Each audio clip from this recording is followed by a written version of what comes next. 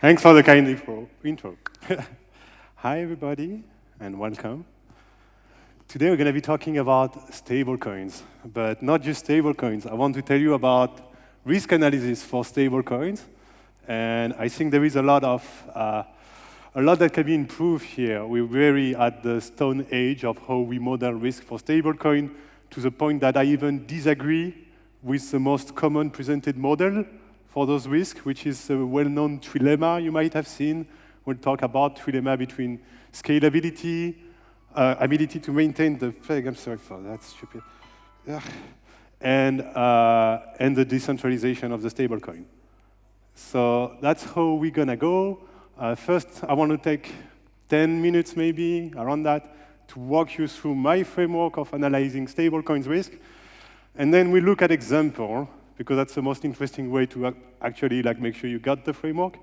And I believe you will see also why this framework is relevant with those examples, because this framework enables you to essentially establish that some models were nonsensical from the get start, including UST.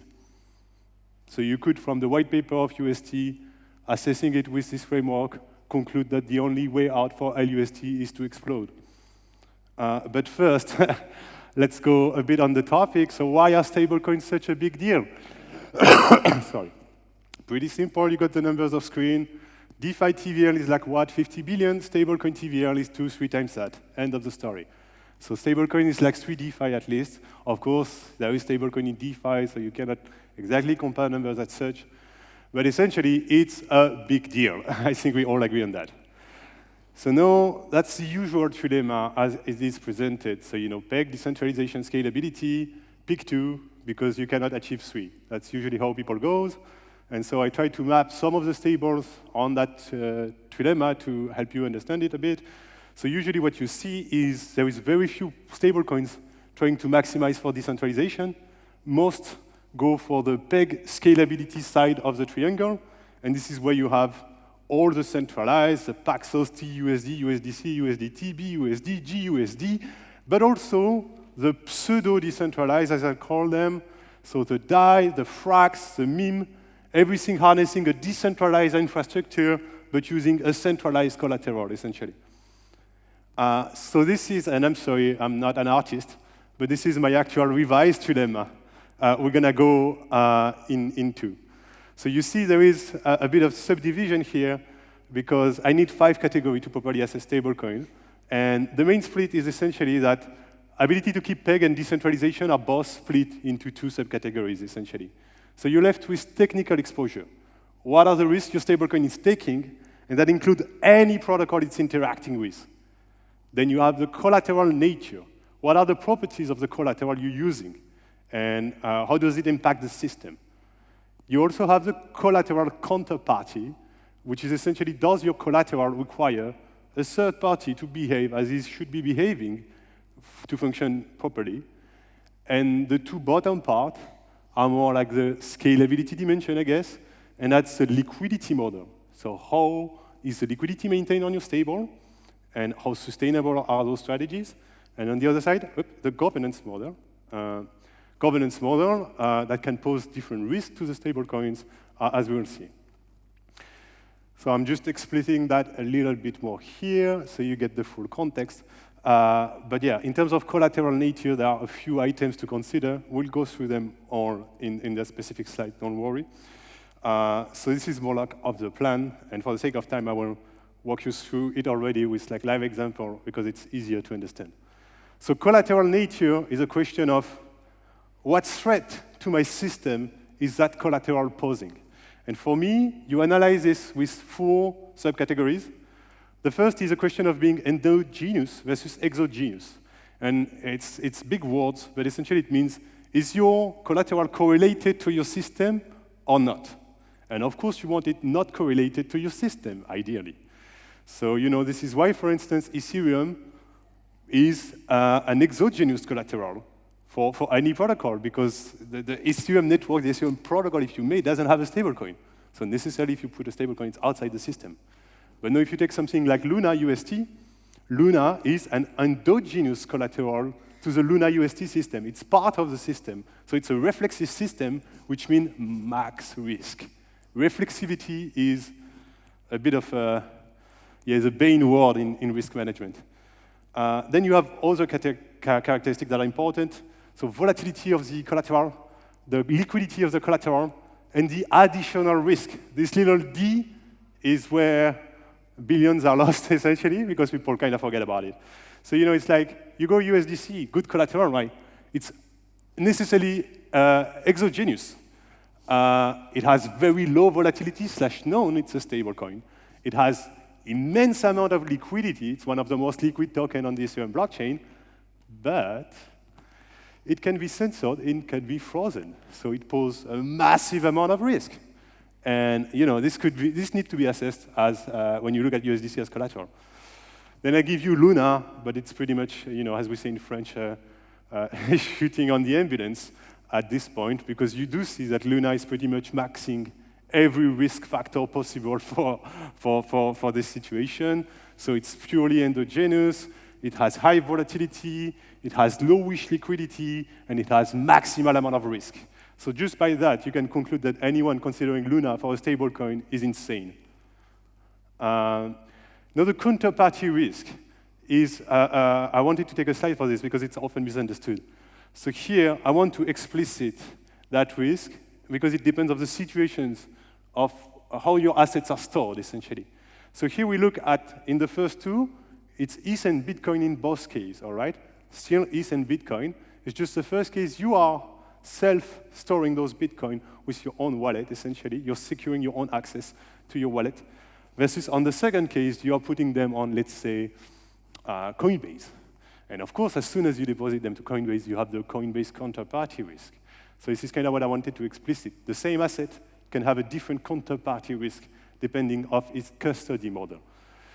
Then the USDC example is just here to explicit to that whatever the custody, if an asset is having counterparty risk because of how it's structured, you cannot mitigate it. So to put it simpler, there is nothing you can do with USDC that would allow you to extract yourself of the risk posed by Circle, its emitter. Circle is the counterparty of USDC. End of the story. And yeah, I guess I've kind of forgot a dimension, but just in case, ETH and Bitcoin are arguably the only assets in the world without counterparty, which makes them pretty interesting collateral. So governance-wise, and then we'll go into the example. Governance, you kind of have to understand how can the protocol evolve over time. This can pose different threat and risk to the stablecoin. So there is this topic of collateral degradation, and I think MakerDAO is a prime example of. But you have also the risk related to governance itself. Remember Beam, the stablecoin that suffered a governance attack. And you have another thing that could be the governance bloat. So governance too slow, too heavy, too not efficient, essentially. And that also hinders the growth of the project. So talking about collateral degradation, I like this example because it's really straightforward. It's essentially 3 years of MakerDAO history, where you start with the Chad, MakerDAO Psi, where only ETH may back Psi, so maximum amount of resilience.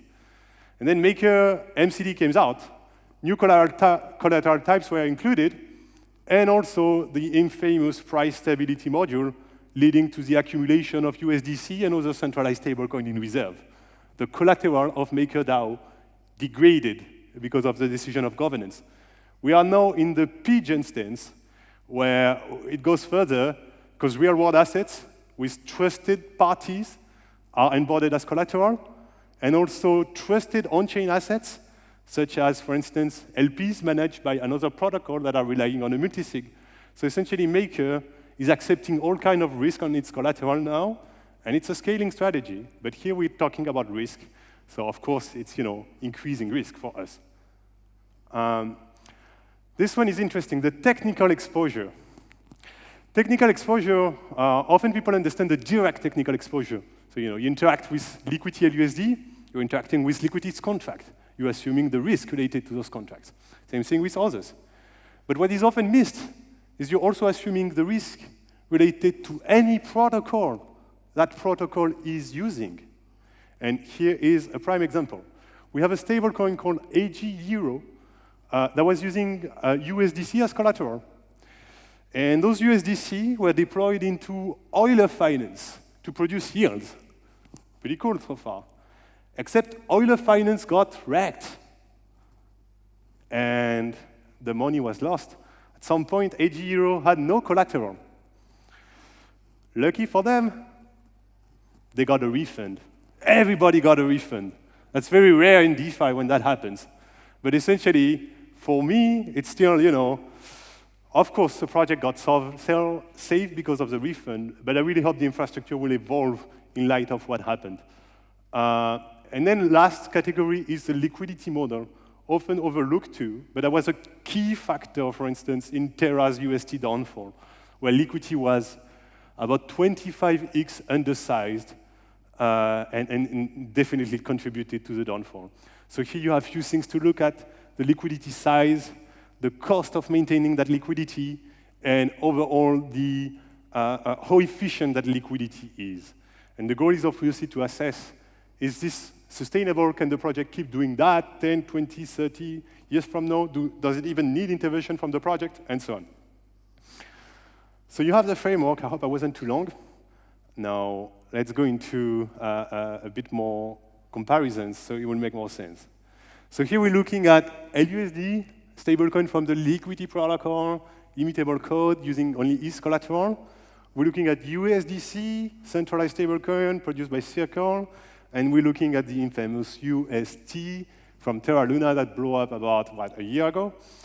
And it's just going through the 5 categories I gave you, but articulating them. And I guess we don't need to dive through the full thing, but what I want to highlight with this slide is listen to this. And yeah, I guess I will ask you a question after that is, just listen to this speech and tell me if you would invest in such a stablecoin project. So the collateral is highly correlated to the system, extremely volatile, with low liquidity. The counterparty is essentially the reserve of the Terra Foundation that are hard to assess. The governance model could be described as a theater with maximal amount of centralization. The tech infrastructure are upgradable contracts with massive dependencies to other contracts such as Anchor. And finally, this liquidity structure is maintained by bribes and the foundation money and all those activities they were doing. My point is really to show that I don't think any of you in this room would put $1 in that concept if it was presented to you as such. And this is just like, from the Terra white paper, you could conclude that. So my point is also, I think it's really important that we communicate more clearly on the risk, and this is what I'm trying to do today. So let's compare some stables to get a better sense of how this articulates. So here, the longer the bar, the more risk is posed by the said category. So it's going to be pretty straightforward. Collateral nature. With Liquity, it's ETH. With Frax, USDC, and other assets. So you do understand that obviously the risk posed by the collateral nature is maximized on the Frax size, minimized on the Liquity side. Same thing for the counterparty. There is no counterparty for self-custody ETH, which is the case for Liquity. There are counterparties for USDC, whatever the flavor. Governance model. Liquity has none, so no risk. Frax has one, posing different amount of risk. They are improving on that front. Potentially, the bar could be lowered to the half, potentially soonish, but I am judging what is live. I do not give a care about your promises of decentralization. Then, technical exposure. So here, essentially, Frax is interacting with tons of protocol, and so this is why you see a large difference. I would say in terms of direct scope, it's pretty similar, but the indirect scope, Frax is exposed to like 50-ish protocol, Liquity is exposed to itself, and that's it. And where it's hardest to assess is the liquidity model, because keep in mind we're mapping the risk posed by the category here. So if we are mapping the efficiency, Frax will have a very long bar, and Liquity, I guess, a smaller one. But here we're mapping the risk, and so Frax liquidity model is extremely efficient, but also extremely risky. So if you map the risk posed by that, you obtain something quite sizable. I would say Liquity were on the side of lower means, but also much lower risk posed by this model. And yeah, keep in mind that this is now, but Frax has a governance, so maybe 6 months from now it's different, as I was saying. Another DeFi darling, CRV-USD, came out recently, violated governance procedures to release. Pretty interesting, right? So let's look at it's in there. You have, so far, Fraxis as collateral, and they're voting to add staked ETH. Fraxis was added based on a Curve team decision, despite them insisting on the DAO voting it. Pretty interesting. But anyway, we're not here to talk about this, but you understand that Frax ETH, I mean, maybe you don't, but it's an ETH LSD, and so far there is no detail being shared on the validator model, meaning that it's not possible to make a risk assessment of Frax ETH as a token. Or this assessment will conclude the risk is infinite, or I cannot measure it. So of course, this collateral is posing quite an amount of risk. The governance model here, I put it max risk, because again, not only it's not clear, but it's also unrespected. So it's really hard to just measure what's happening. In terms of technical exposure, we're on something a bit bigger than Liquity. There are more components to the system, obviously. But you know, I got to be honest, for what CRV-USD achieved, I think the technical exposure is quite minimized. And the liquidity model here, I picture it as less risky than LUSD, we have to be honest, simply because remember that Curve is a DEX, has a lot of firepower and capacity to attract liquidity natively. And so it's kind of a bit projecting here, because remember that CRV-USD is, what, a month old? But yeah, I would say probably over the short term, it's safe to say that their liquidity model will pose less risk. So now you might be like, Bryce, okay, it's fun, but nothing is better than LUSD, right? And I mean, the way I see it is I describe it as, you know, when you play those role-playing games and you have those diagrams for stats, you see? So like you have strength and endurance, agility and dexterity. And like if you increase strength, it will lower a bit your endurance. And it's kind of like how I see it, you know, those 5 dimensions. And the way I would say it now is, yes, in terms of absolute values, if you average it out, probably LUSD tops it. But LUSD tops it with a bias you can see on the chart, which is minimizing the risk on the first 3 dimensions. And I'm going to do this one right after. I wanted to do this one first. So this one is interesting because it's the first stable since 6 months of this framework that achieves a score equal to LUSD. So here you have something of relevance, potentially. And that's essentially a liquidity fork. But they are going to peg it to the Chinese one, CNY, fiat. So that's the main difference. The rest is similar. The other difference is it's a fork. They don't have investor. And so they allocate more of their token, their LTR token, their fee sharing token, to liquidity management. And so this is how you can explain the difference between the two, because for the rest, it's literally an ISO fork. So technical exposure is a bit higher for Alternity. That's the name of that protocol, simply because they use more oracles than Liquity. They need to fetch the CNI price against USD on top of the USD price against ETH. But then the liquidity model poses less risk because they have more means to sustain it. So yeah, I thought it was an interesting one. Yeah, I just added this little note too. This is based on the white paper specifications. It is not live yet, so let's hope they ship as such. This is another liquidity fork, Gravita, that came out recently. Gravita main changes is there is governance, and they accept liquid staking derivative tokens as collateral. And I guess with that, you can understand the differences in terms of risk pose. Their collateral is much more risky, as seen. And they have governance, very young governance, very trusted. So obviously max risk on governance too, but that's quite normal for a young project. And obviously the technical exposure is also bigger and is likely to rise over time because they have additional infrastructure playing. But then here again, younger project, more means, more token. They have potentially more means to sustain their liquidity, which means the liquidity model is less of a threat. So yeah, I hope this is helping you see things. Now I want to get, you got this, you're already like 99% of the pack in terms of stablecoin, including stablecoin builders. And I am serious about that. Now we go a bit further in the actual subtlety, because it's really hard to compare stablecoins at face value, essentially. So here I wanted to show you something where it's this concept of algorithmic market operations. Sometimes it's called Fed. It has different names. but it's essentially a system for stablecoins who can mint arbitrarily the stablecoin protocols who can mint arbitrarily, will use that conditionally to supply liquidity across DeFi.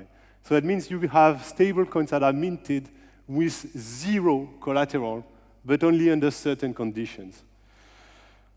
This has relevance in terms of scaling, but it also leads to confusion in how you analyze the stablecoin model. Because if you look at LUSD versus Frax at face value, you will find 1 billion Frax and about 260 or even more, maybe 270, 80 million LUSD now. So you'll be like, okay, Frax is 4 times LUSD's market cap. LUSD is an ant, as Frax founder would say a year ago. But now you look at collateral, and you see what happened at collateral. You have about 730 million worth of ETH for Liquity. You have not even $200 million worth of stable for Frax. So Liquity has roughly 4 times the collateral of Frax already, despite at face value having a fifth of its supply, a fourth of its supply. Something's fishy here. Okay, let's see. Well, the difference is, of course, the ammo. Frax supply is 82% produced without collateral. Liquity doesn't have an ammo. It's not possible to mint LUSD without supplying a proportionate amount of ETH collateral. So if you compute all of that into what we call the outstanding supply of the stablecoin, which is the supply that is not produced by an ammo, or if you like it better, the collateralized supply. We're down to 180 million for Frax. Liquity is not moving an inch because there is no ammo. You make of that what you may, but I really wanted to highlight that you see, if you go on CoinMarketCap or CoinGecko and you see LUSD at 260 million, Frax at 1 billion, and you conclude Frax scaled more than LUSD, you are missing the story, because you need this context on ammo to understand that essentially 80% of the Frax have no backing, and you know, it's a very different risk model, essentially. And outlook. So how do we go from here? What's next? What do we do? What do we make of that? I think you have some ideas already, but as you may have seen, it's very lively recently in terms of forks. We're seeing a lot of what we call CDP, Collateralized Debt Position Protocol launching, and they like especially to support the liquid staking derivative of ETH, so the STETH, Rocket ETH, Fraxis, and so on. So we've seen quite a few one launching. Most of them are either Liquity or Reflexer forks. And here on screen, I put some ideas for you wannabe forkers if you want to improve on the model. Essentially what we had, so Alternity, we talked about it. That's the blue one. I'm going to kind of skip. Grai, you've seen it too with the stable. So let's focus on the two other one, Cat in the Box on the bottom left. And on the bottom right, it's Tai, a Reflexer fork that launched just a few days ago. So here, yeah, just some more context. So on the left, this is Gravita. You can see the various tokens accepting as collateral. On the right, this is Cat in the Box. It's an interesting piece of infra, because this is an immutable protocol, just like Liquity, enabling you to leverage stake ETH. So in my risk analysis, it's literally the most resilient protocol to leverage your stake ETH right now. And it's barely discussed in our space, because people are more eager to share about a bigger protocol that tends to be more lucrative, I guess, even though Cat in the Box is extremely profitable for those who know what they're doing. So yeah, this is more we're getting into a bit of the meme territory, thinking about what's next. And I guess the guys from Reflexer are doing a bit better than us at Liquity on this front, where they have this money god league to talk about their Reflexer forks. And it's a really interesting idea. So, you know, essentially, to put it simply, if you want to output a stablecoin right now, you have 2 battle-tested infrastructure you could harness. That's the one of Liquity and the one of Reflexer. They each come with different bias, I would say. Liquity is a minimized infrastructure, maximizing for resilience. I would describe Reflexer as a more flexible infrastructure, allowing you to decide what are you pegged to. You know, that's the controller, essentially. So you can use your right infrastructure to output stable that are literally tracking any asset you might need, gold, silver, whatever. So to wrap this up, I wanted to bring a man that is not one of my darlings, but still helping us think about what's happening right now. So this guy is Friedman. You might know him, a recognized economist, liberal, and so on. But he has some interesting thoughts. So the first thing is this question about results, is think about how central banks are operated, who decides, and what kind of overlook there is on their policies. And then think of how our central banks in crypto, the RAI, the Liquity, the DAI, and so on, are operating. To me, it's obvious that, a central bank is operating with minimal transparency, close to no accounting, no consequences for the people who are taking the decisions, and no ownership.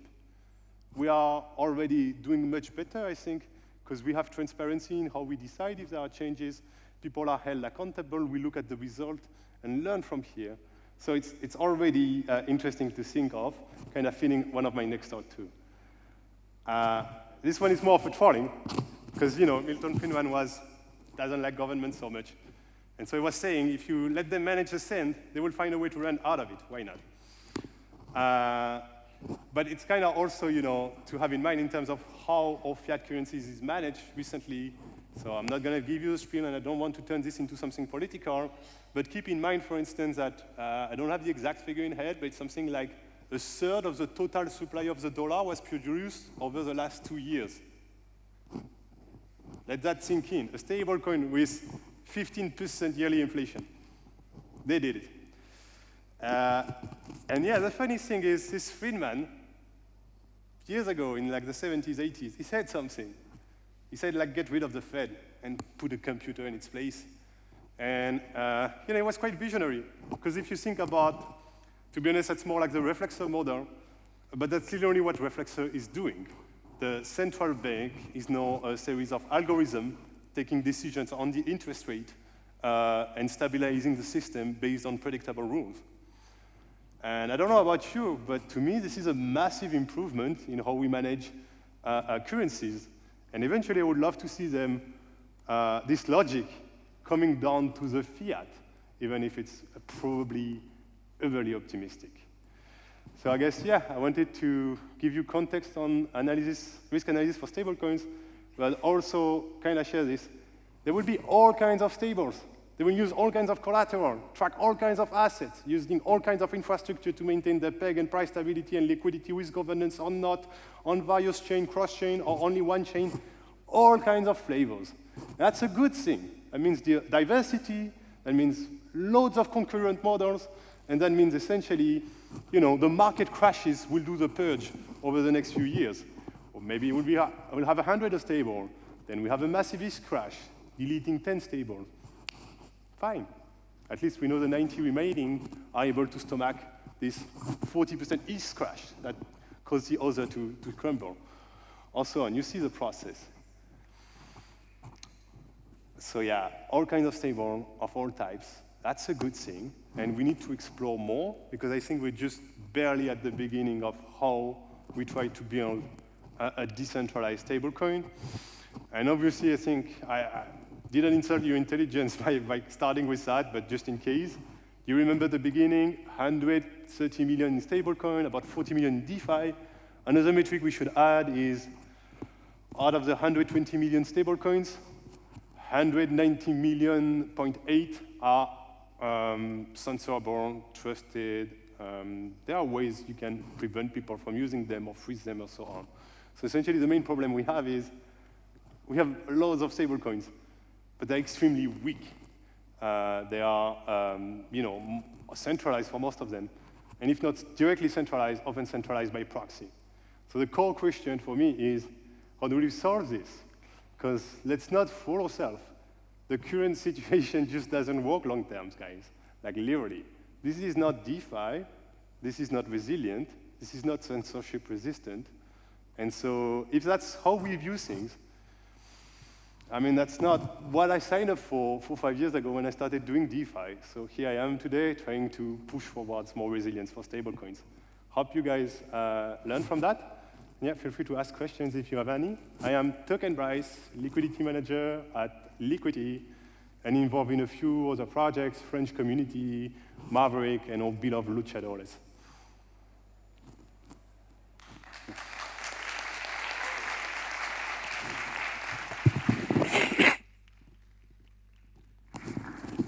Thank you, Bryce, for an amazing talk. It was a real pleasure. We're going to check real quick. We are out of time. Oh. But I do want to see with the audience if anyone has any question before we... Oh, yes, please go ahead. Hi. Testing. All right. Well, first I want to start by saying I'm a huge fan of LUSD and the Liquity model. I do think it's the model to enforce, from the at least decentralized point of view. And to give you context with regards to my question, I'm part of Synthetic Spartan Council, and we have leveraged LUSD. I mean, if you definitely know about Synthetics, but maybe for the rest of the audience, Synthetics is also a stablecoin provider, but apart from the native way of minting SUSD, which we haven't really talked a lot about in this presentation, but we also leverage LUSD to wrap on top of it and mint SUSD. And it was our favorite stablecoin to leverage, apart from the native one. Yeah. However, the issue we had is that there just isn't enough liquidity for LUSD out there to satisfy our mint.